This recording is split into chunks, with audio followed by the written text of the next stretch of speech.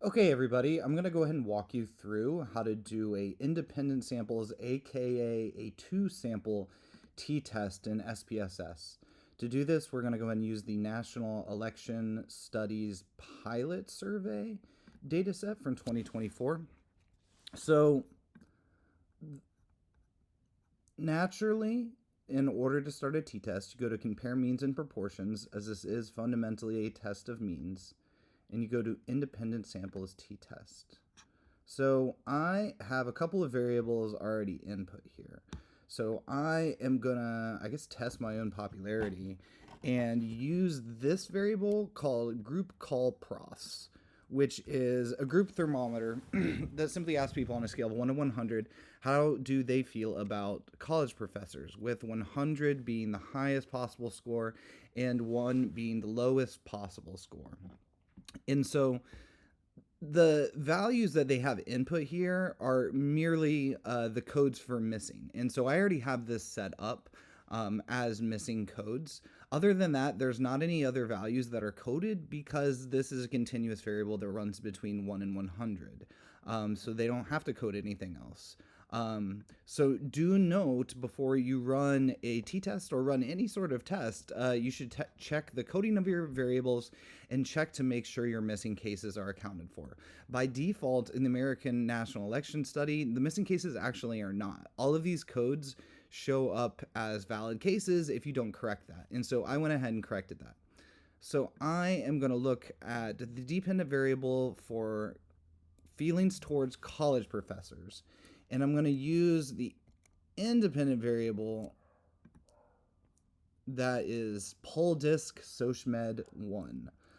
This specifically asks if people had visited Facebook over the course of the last year.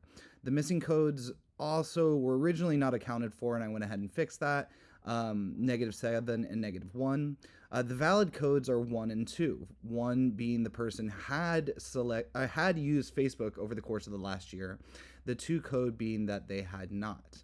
And so it's just important that I go to define groups and make sure that that is set. So it's recognizing my first valid code as a 1 and my second valid code as a 2. Now remember that you can only use grouping variables that are binary variables. Or use only 2 groups out of a nominal variable that has more than 2 categories. But ultimately, a t-test is only going to be able to compare 2 samples to one another and no more than 2. So since I have that set up, I'll go ahead and press OK. And this is what we are going to get. So for those who had selected they'd used Facebook in the past year, there are just under 1,400 of them, and they had a mean score in their attitudes towards professors of about 58. Those who had not used Facebook in the past year, there are far fewer of them, just over 300, but they did have a markedly lower score in their views towards professors, with a mean of just over 51 points. Now, for interpretation of the p-values, if the Levene's test is statistically significant, then we are going to go ahead and assume that there is not equal variances between our 2 categories concerning the dependent variable. And so we would use the equal variances not assumed. If it is not significant, as is the case here, we can go ahead and assume equal variances.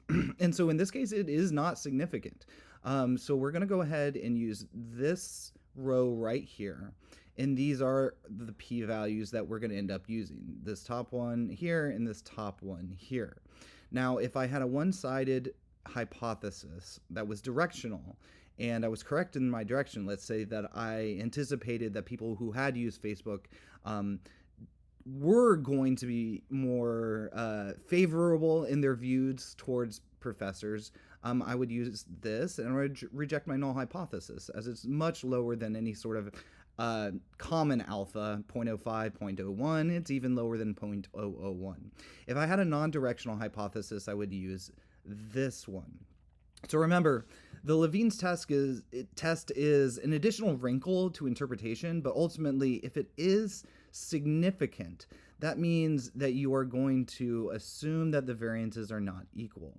If it is not significant, as it's just barely not significant here, you can go ahead and assume that the variances are equal. And so with our test here, we have a mean difference of just under 7 points, and either on a two-sided test or a one-sided test, those are going to be, the relationship here is going to be statistically significant.